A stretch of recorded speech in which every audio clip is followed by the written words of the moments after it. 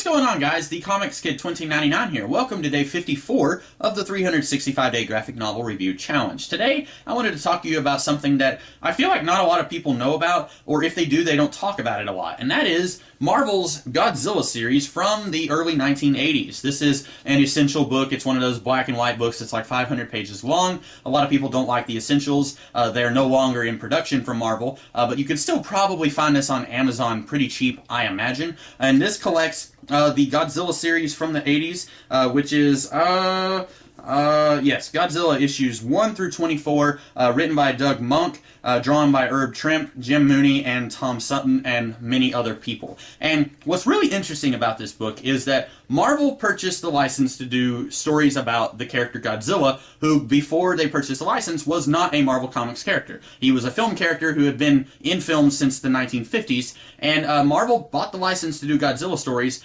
And they did something very different that they don't usually do, or that any company would usually do when they purchase a license to do characters. They actually incorporated Godzilla into the Marvel Universe. You look at what Marvel did in the 70s when they were doing Star Wars comics, right around the time when A New Hope came out. They didn't have Luke Skywalker meeting the Guardians of the Galaxy or something like that. They had Luke Skywalker, Darth Vader, all those guys in their own little world, as it should be. They weren't trying to incorporate the Star Wars characters into the Marvel Universe, but they did that with Godzilla, and you wouldn't think that that would work, and it does work. It's very interesting to see this work here because, you see, monster movies usually are about how you've got this giant 200-foot monster and he's attacking Tokyo, and humanity is basically helpless. Occasionally, you'll have some science superweapon like an oxygen destroyer or something like that that's going to almost kill the monster, but then the monster's going to open its eyes at the end of the movie. It's like, oh, the monster's unbeatable. It's like a giant force of nature. There's no way that humanity can win. The best case scenario is that humanity can just drive it away for a little while, and that's how a lot of the Godzilla movies would end. And so it's very bold and very courageous to incorporate Godzilla into the Marvel Universe because this is a world with like 500 superheroes. So you would think that if Godzilla attacks Japan, or in this series he's actually walking through America, if he attacks some town in America, that the Avengers and the Fantastic Four would all just show up and try to defeat Godzilla and maybe throw him back in the ocean or put him on the moon or something like that. Or Reed Richards might try to put him in the negative zone, something like that.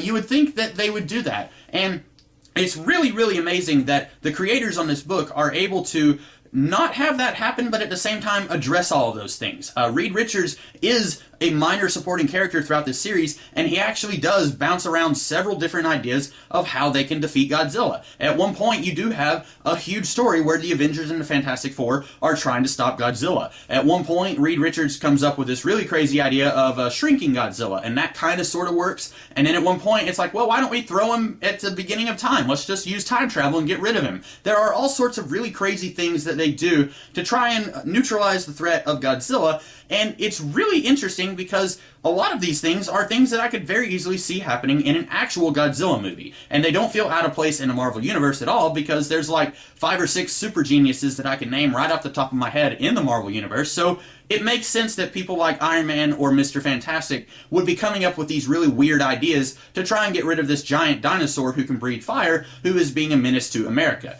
And it's really cool to get to see Godzilla basically be kind of like the Hulk, in that he just wants to be left alone. He's not purposely being a menace. Sometimes you watch the movies and Godzilla is a good guy, sometimes he's a threat, sometimes he just wants to be left alone and he's more or less just accidentally destroying cities. Here, they're very much going with the idea that he's just kind of going about his business and he just happens to be destroying cities, but of course humanity can't let that happen. And so he's kind of sort of the anti-hero slash villain of his own series. And this book does a really good job of showcasing Godzilla. We get to see him in action. We get to see lots of giant monster fights and stuff like that. But it also has actual characters who we get to see the story through their eyes.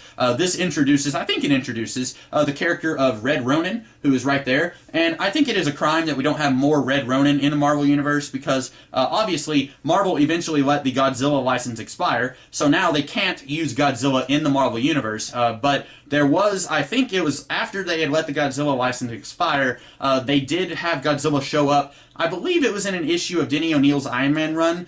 There was a Godzilla creature there, and it was very clearly meant to be Godzilla, but they didn't call it Godzilla. They just said, like, hey, it's that one monster there. And so they kind of sort of slyly got around the way they weren't supposed to use Godzilla. They kind of sort of got around that. But I'm still a little surprised that we haven't had more Red Ronin, because as I understand it, he is a Marvel character. He showed up in the Godzilla series, but he's not a Godzilla character, so they could use Red Ronin all they wanted to. But I'm surprised we haven't had more of that character. But this is a really fun, really interesting series. If you like Marvel superheroes and you like Godzilla, I would definitely recommend that you check this out. It's very weird to see it in action, because you wouldn't think that these two things would work so well together, and yet I think that they work very well together. And I really do wish that Marvel had extended the license a little bit back in the 80s and maybe done a second year, or actually I guess this would be 2 years, so I wish they had done a third or a fourth year of Godzilla stories. But overall, I really enjoyed this. If you can find this somewhere, if it's not too incredibly expensive online, I don't know what the prices of this thing would be, since this is a character that Marvel, as far as I know, they actually had to pay Toho to do this printing. So maybe they left this as a limited print run, I'm not sure. But if you can find a copy of this, I would highly recommend that you read Essential Godzilla King of the Monsters. It's very fun for Godzilla fans. It's very fun for fans of the Marvel Universe of the 1980s. You get to see Godzilla fight Devil Dinosaur. That alone is worth the price of admission if you're a fan of Devil Dinosaur. So overall, I highly recommend this book. I think that it's a lot of fun, and you guys should check it out. In the meantime, you guys have a great rest of the day, and I will catch you later. Have a good one.